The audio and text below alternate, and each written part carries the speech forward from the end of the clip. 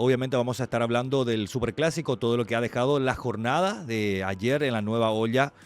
Una linda fiesta por todo lo que generó la hinchada de Cerro Porteño con ese recibimiento espectacular y todo lo que fue el entorno propiamente. El partido también me pareció muy interesante por cómo se ha planteado y por el desafío que implicaba para Cerro Porteño este encuentro con la obligación de ganar o ganar por lo que había sucedido un día antes con Guaraní, que había ganado su partido contra Recoleta.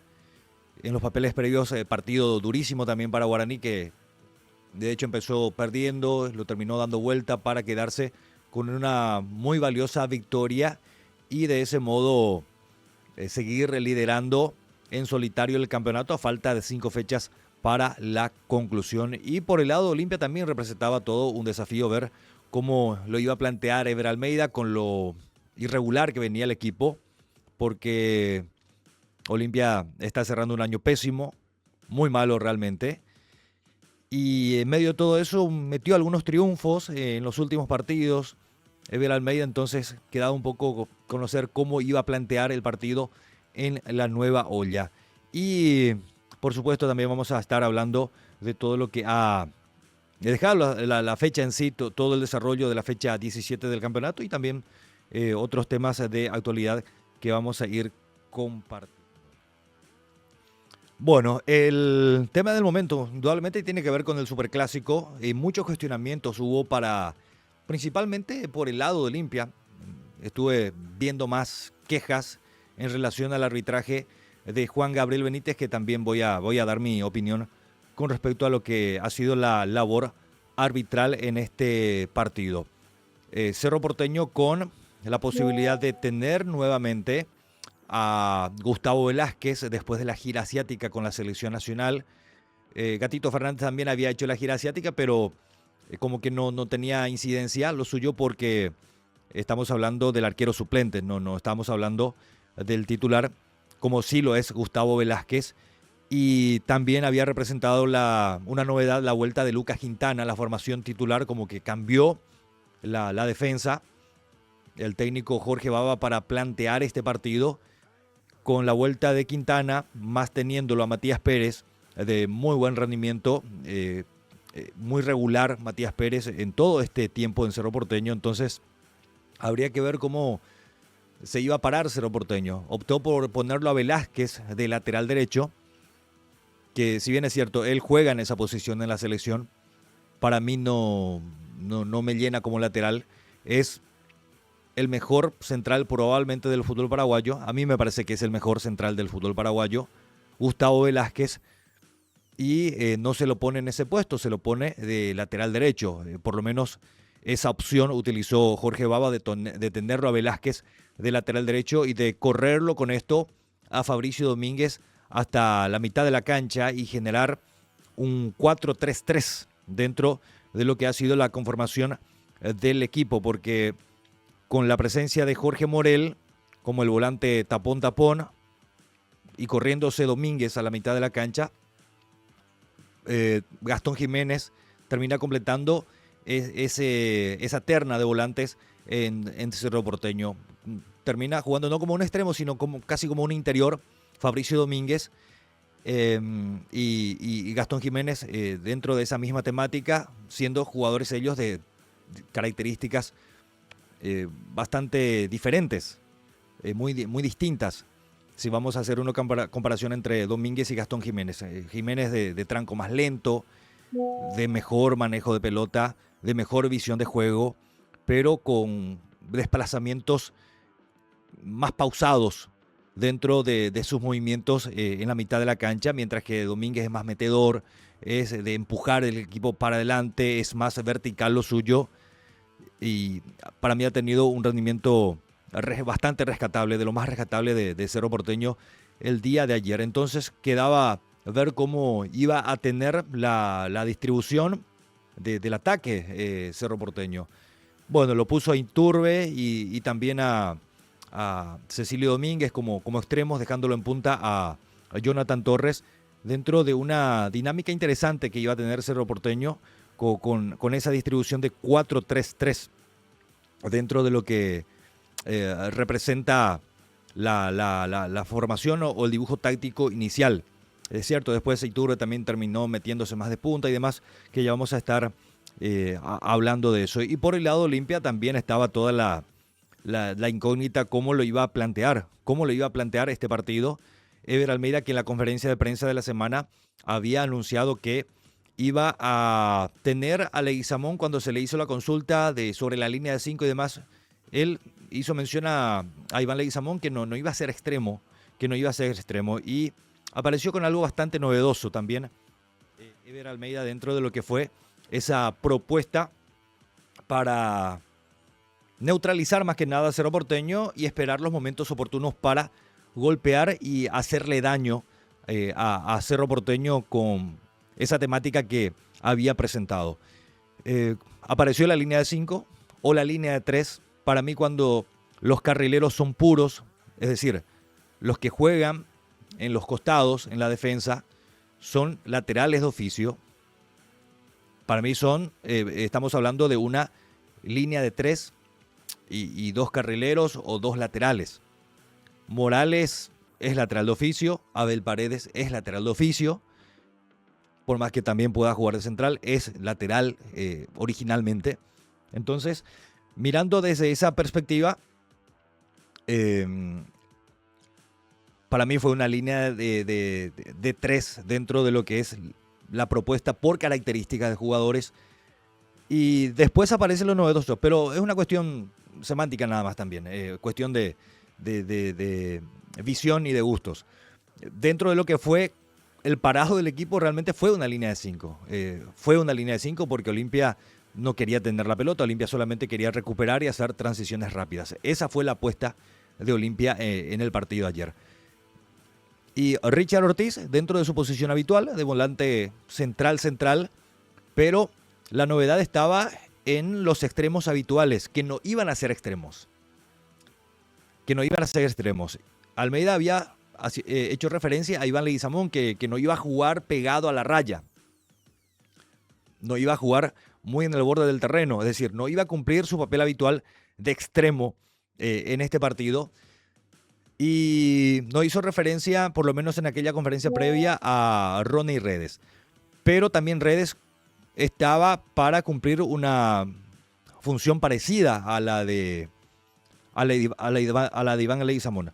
Termina jugando estos jugadores que habitualmente son extremos como interiores.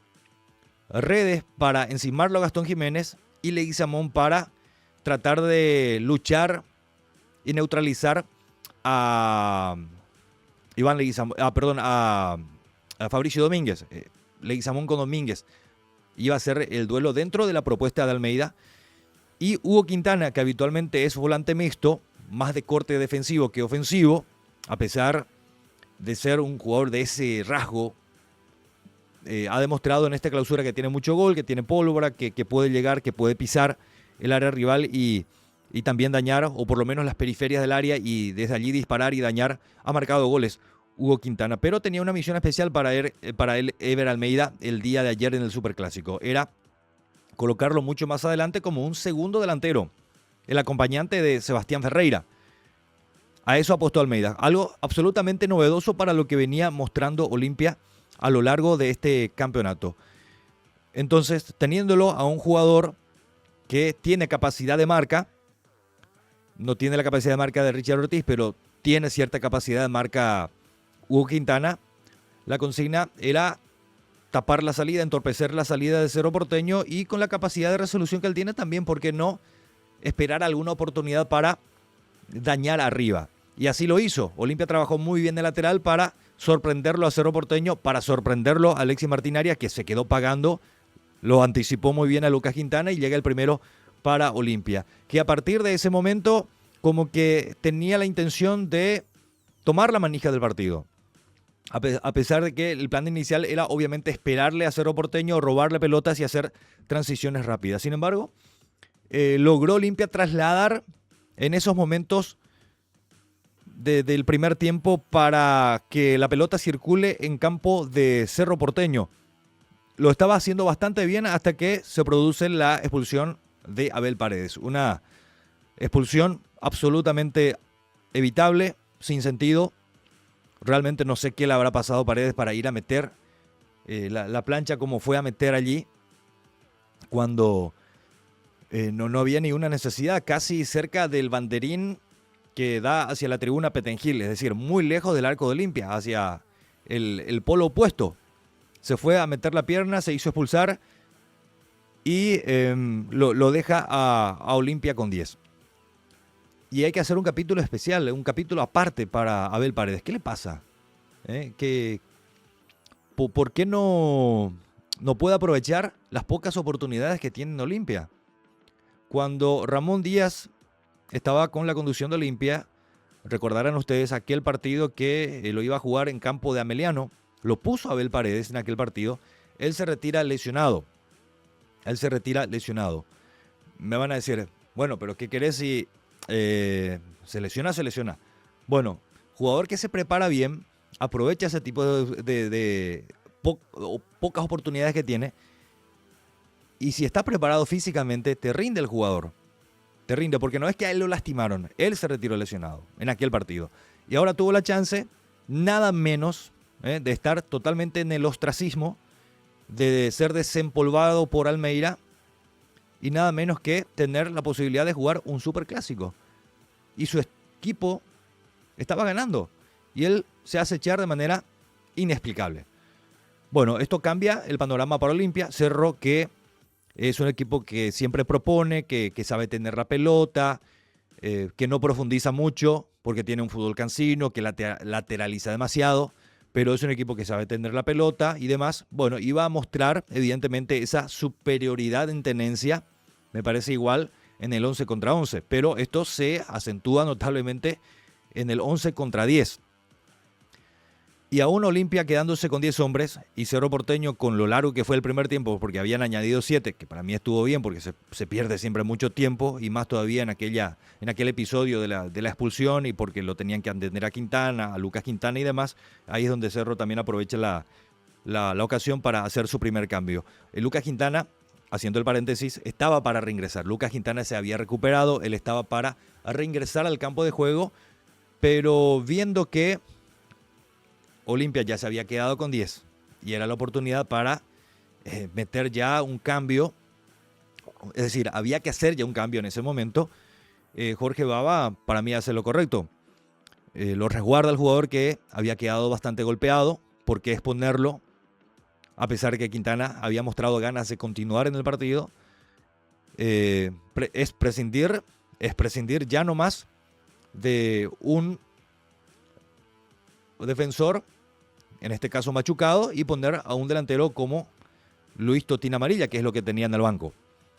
Entonces, ahí es donde Cerro Porteño se refuerza en teoría en ataque, pero no produjo mucho. Solamente tuvo una tapada Olveira en todo ese primer tiempo. Realmente muy poco para un equipo que necesita hacer goles para campeonar. Generar una sola situación, bueno, ocasión clara de llegada profunda, porque después Cerro tuvo la pelota, movió de un lado para el otro, intentó desbordar y demás, pero nunca fue capaz de dañar a Olimpia de manera severa.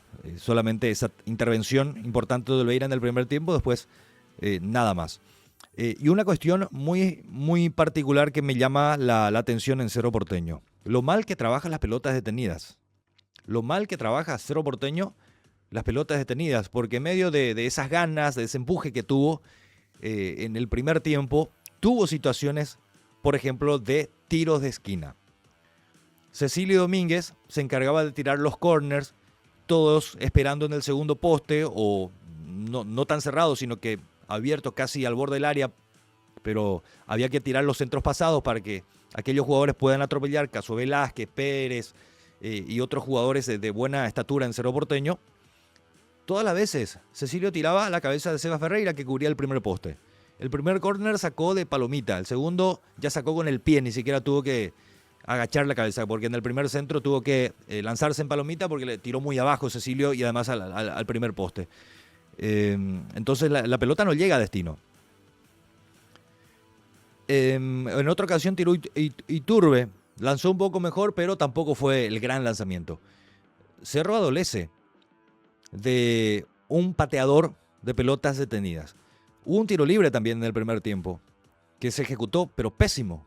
Entonces, no podés tener tantas chances, tantas opciones para dañar de pelota detenida y todas las veces tu pateador termine dilapidando esas situaciones. Los técnicos suelen decir que los partidos se ganan en los detalles. Bueno, y esos son los detalles, pequeños, grandes detalles, que en Cerro Porteño están fallando, pero muy, muy grandemente, porque no es la primera vez. A lo largo del campeonato viene con esto, de ejecutar mal, digo bien, los tiros de esquina, los tiros libres y demás. Tampoco se ve que haya alguna apuesta en cuanto a saques laterales, como sí demostró Olimpia. Una que tuvo, la mandó adentro con Hugo Quintana, que ejecutó muy bien ese envío potente de Morales con el saque de costado. Entonces, Cerro Porteño, dentro de su intención de jugar y demás, genera aproximaciones, genera pelotas detenidas y demás, pero no aprovecha esas opciones que genera con el fútbol que propone.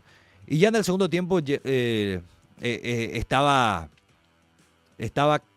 cantada cómo iba a ser la historia, ¿no? Cerro Porteño de vuelta empujando, yendo para adelante, pero sin fuerza ofensiva. Sin fuerza ofensiva. Totín Amarilla se tiraba para los costados, bajaba a volantear para entrar en contacto con la pelota, cuando que él debería estar en el área, porque Olimpia estaba más bien atrincherado que otra cosa. Ni siquiera podía salir en bloque a contragolpear. Eran situaciones aisladas para alguna corrida de redes, que después terminaba diluyéndose porque no tenía acompañamiento. Lo mismo sucedía con Leguizamón. Y el 9 de Cerro bajaba 50 metros, no había ni una necesidad. Era instalarse en el área y esperar que ahí le lleguen las pelotas. Y Jonathan Torres tampoco aporta, al margen de los penales que ha desperdiciado. Que en realidad fue uno solo, porque se repitió. Pero estamos hablando de delanteros en Cerro Porteño que no pesan. Si vamos a hacer la comparación rápida con Seba Ferreira, que todavía no está entero físicamente, que viene en proceso de recuperación y que va sumando minutos, Seba Ferreira en el primer tiempo aguantaba todas las pelotas. De la nada te generaba algún lateral, alguna descarga, algo dentro de esa capacidad técnica y de saber colocar el físico y de visión de juego que tiene, algo generaba siempre. Nada de eso se ve en los delanteros de Cerro Porteño. Totín se ve que le pone ganas, pero no entra en el juego, no entra. Olimpia perdió mucho, dicho sea de paso, con la salida de Seba Ferreira en el segundo tiempo. Alcaraz entró y fue totalmente otro tipo de delantero. No le queda una redonda a Alcaraz, No le queda una pelota redonda a Adrián Alcaraz, quien está muy bajo en su rendimiento. Olimpia perdió mucho con los cambios también. Y bueno, producto de todo eso, Cerro Porteño que lo fue empujando, hasta que se produce el penal. Anteriormente el VAR ya había intervenido para el penal en la falta de Olveira contra la cabeza de Matías Pérez, cuando sale muy mal Olveira, hay que decir, Olveira salió muy mal en ese centro. Él creyó que iba a llegar a la pelota, no llega, primero cabecea, el de Cerro Porteño mete el guantazo, le da en la parte de atrás de la cabeza a Matías Pérez. Eso iba a ser penal. Había todos los elementos para cobrar el penal. Se perdió un montón de tiempo allí para llamarle al árbitro y terminar con la historia que había una posición adelantada perdida. Yo me pregunto, en el VAR, ¿no pueden revisar todo lo previo ya? Detectar la posición adelantada y decirle ya al árbitro que siga, posición adelantada, todo lo que viene después ya no vale. Es increíble cómo se pierde tiempo con la revisión. Le buscan la vuelta todo el tiempo. Habría que limitar los minutos o los segundos. Acá se pierden minutos. Habría que limitar, poner una cantidad de tiempo que si no se detecta, que siga el juego, porque si no se detecta rápido, lo más probable es que no haya pasado gran cosa. O en todo caso que el VAR cuando cree que hay ciertos elementos, le llame ya inmediatamente al árbitro y le proponga la revisión y que el árbitro se vea allí para tomar la decisión final. Porque acá el VAR se pasa revisando todo, se pierde un montón de tiempo, va el árbitro, vuelve a mirar una toma, otra toma, para terminar con una posición adelantada previa, que fue lo que sucedió en ese momento. Por eso es que esto que vimos, voy a hacer un apartado acá, esto que vimos en el Mundial Sub-20, de la tarjeta verde, donde el técnico, si cree que una situación amerita una revisión del árbitro porque cree que el árbitro cometió un error, le dice al árbitro, voy a usar la tarjeta, quiero que revises. Ese formato a mí me gusta más, me está gustando más. Seguramente hay todavía situaciones para pulir, pero me gusta más, porque nadie protesta por protestar. Porque apenas protesta el jugador, el árbitro le dice al jugador, decile a tu técnico que pida entonces la revisión. Y si tenés razón, no quemás tu tarjeta. Ahora, si sos protestón, protestás todo por protestar y vas a pedir revisión por pedir nada más, bueno, terminás quemando tu tarjeta y después cuando se presente una situación que realmente amerite, bueno, perdés la chance allí. Por ese motivo me gusta más, porque acá, antes de un saque lateral, el árbitro ya pide que se espere, porque hay que revisar. No pasó nada, que juegue el lateral. Ya se perdieron ahí segundos, a veces 1 minuto, a veces 2 minutos, 3, 4 minutos en un tiro libre. Es extremadamente grande la cantidad de tiempo que se pierde para reanudar cada maniobra en el fútbol paraguayo, porque el VAR interrumpe demasiado. No es que el VAR sea un mal elemento, se está usando mal, no se está usando correctamente. Y Cerro Porteño, retomando, con todo ese empuje y Olimpia que se metía atrás y se defendía porque con 10 hombres la cancha te queda más grande, es más difícil, y entró Aliceda, que siempre entra bien en los segundos tiempos. No es lo mismo cuando va desde el arranque, es otro jugador cuando entra con el partido en caliente y él entra como para revolucionar un poco más. Rinde mejor Aliceda en los segundos tiempos, entró bien. Y en la situación para el segundo penal, donde el árbitro hace, o sea, el penal real que cobró, el primero fue el que estaba mencionando, el penal que finalmente no se cobró porque había posesión adelantada previa. El penal que se cobró por la falta de Héctor Martínez contra Iturbe, está bien cobrada la falta porque anticipa Iturbe, le mete la patada Héctor Martínez en su afán de rechazar, pero le pega a Iturbe, no pega la pelota. Entonces era falta, era revisable. Viene ahí el árbitro, cobra correctamente el penal, patea a Jonathan Torres, le tapa a Olveira, hace una doble tapada, pero una doble tapada épica de Gastón Olveira, que al final no valió porque se había adelantado. Correctamente el VAR le avisa al árbitro, se adelantó Olveira. Después lo que vi es que hubo gente que estaba cuestionando el segundo penal, o sea, la repetición del penal, el penal que vuelve a patear Jonathan Torres. Dijeron que ese penal también se debía volver a ejecutar, que se tenía que cancelar nuevamente ese penal. Yo estuve revisando la imagen en el momento exacto en que patea la pelota Jonathan Torres, para ver la posición de Olveira, si estaba o no adelantado. Voy a compartir con ustedes la imagen. Este es el momento exacto en que Torres hace el shot, hace el contacto con el pie derecho con la pelota y se lo ve a Olveira. Fíjense en los botines de Olveira, en los talones o en el talón de Olveira. ¿Cómo los árbitros determinan cuando un arquero se adelanta o cuando la pelota entra totalmente o no entra? Hay una cuestión práctica que se maneja en FIFA y esto se instruye a todos los árbitros a nivel mundial. ¿Cómo se determina? En el caso de la pelota, si entra que no entra es, bueno, si entre la esfera y la raya blanca hay un espacio verde, la pelota entró totalmente. Lo mismo se aplica para ver si el arquero está o no adelantado. Fíjense y díganme, entre el talón de Olveira y la línea blanca, que tiene el mismo grosor que el parante, y están de hecho en la misma sincronización dentro del espacio geográfico en el terreno de juego, entre esa línea y el botín de Olveira tiene que haber un espacio verde. Si entre el botín, el talón de Olveira y la línea blanca hay un espacio verde, entonces quiere decir que el arquero se adelantó. Acá yo no veo, acá no se aprecia ningún espacio verde entre el botín de Olveira y la línea de sentencia o el parante.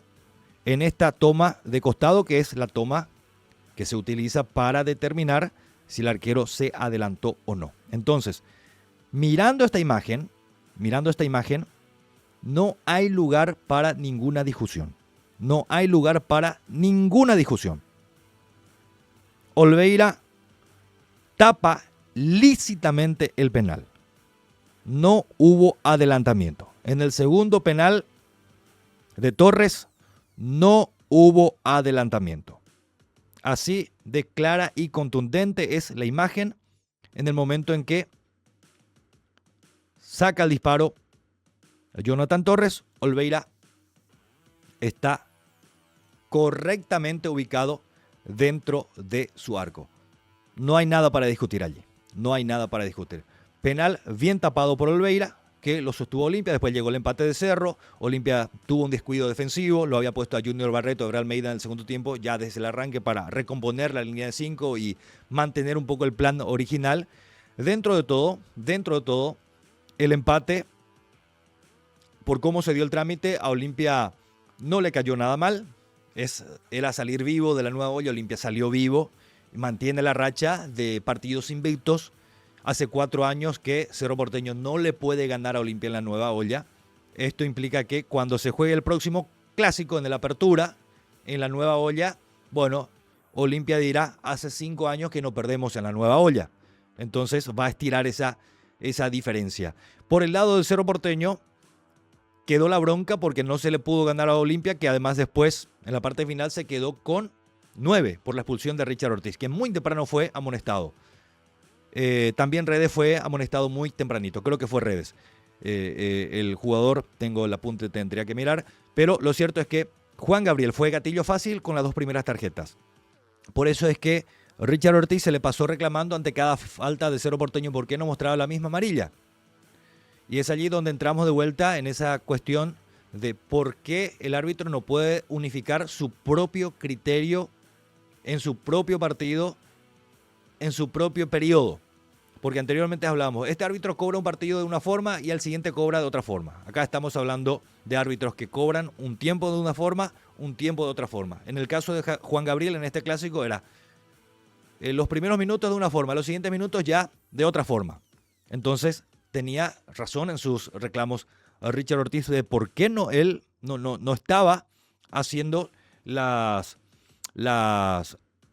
amonestaciones, por qué no estaba midiendo con la misma vara. Bueno, en medio de eso, con esa tempranera tarjeta, más la segunda que fue bien puesta, se quedó Olimpia con 9, no quedó mucho de partido, eran como 5 minutos y un poco más, quizás un poco menos.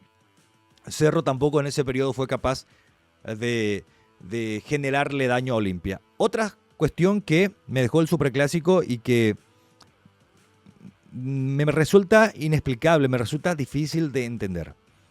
Cerro Porteño cuando hace el gol, ese era el momento del partido para darlo vuelta. Cerro estaba con toda la electricidad en su cuerpo como para ir a quemar la Olimpia. En ese momento metió a Liceda y Cerro estaba para subírsele a Olimpia, de darle el golpe del knockout. ¿Qué pasó? Empezaron a encender bengalas en la tribuna norte. una de esas bengalas cayó en el campo de juego. Entonces el árbitro correctamente para el partido y le dice al capitán, anda a decirle a tu gente que pare con esto. En el primer tiempo, la gente de Olimpia, cuando metió el gol Quintana, al poco tiempo nada más, empezó a explotar bombas. Algo increíble. ¿Cómo es que la policía no puede detectar que las barras meten bombas? Porque al hincha, al aficionado común, la revisión es exhaustiva, es detalle por detalle. Sin embargo, los barras meten bombas como si nada. No una, varias. Bueno, y la situación se tornaba peligrosa porque lanzaban hacia plateas y demás. Por eso es que la gente de plateas reclamó contra la policía también. Pero a lo que voy es, ¿cómo es que tu equipo está por fin enchufado en el partido? Por fin se metió, la gente se contagió, se levantó la olla empezó a rugir y estaba para cocinar la Olimpia y alguien tira una bengala en el campo para enfriar el partido.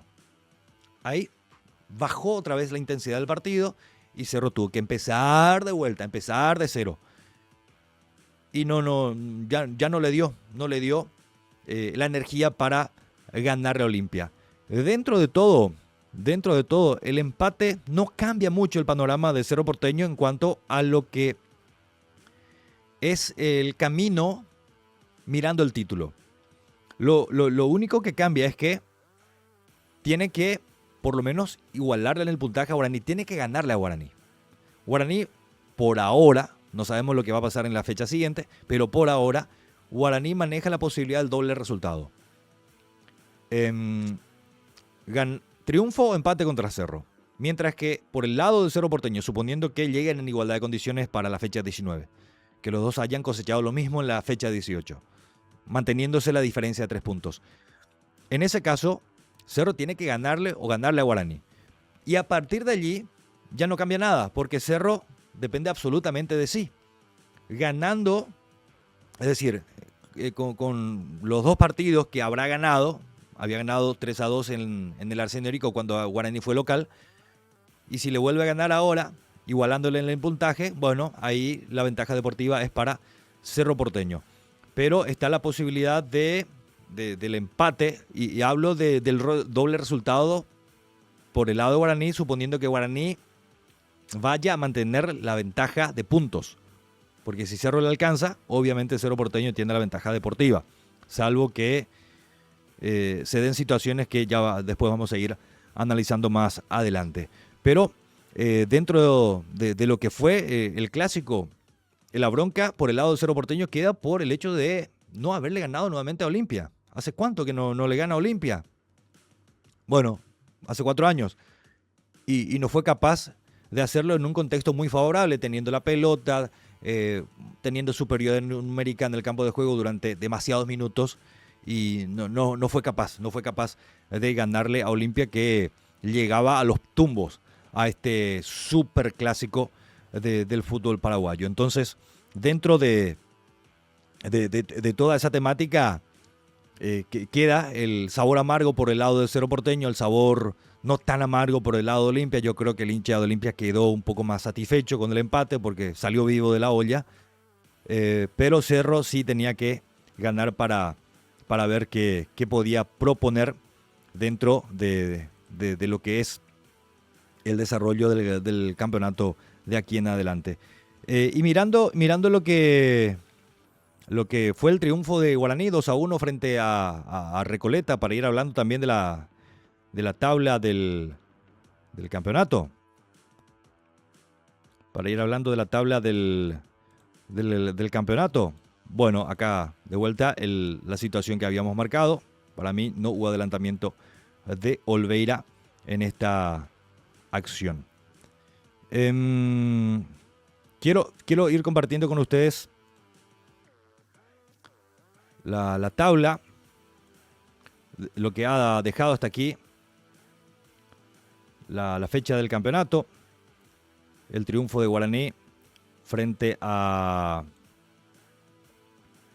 Recoleta por 2-1. Hubo cuestionamientos en relación al penal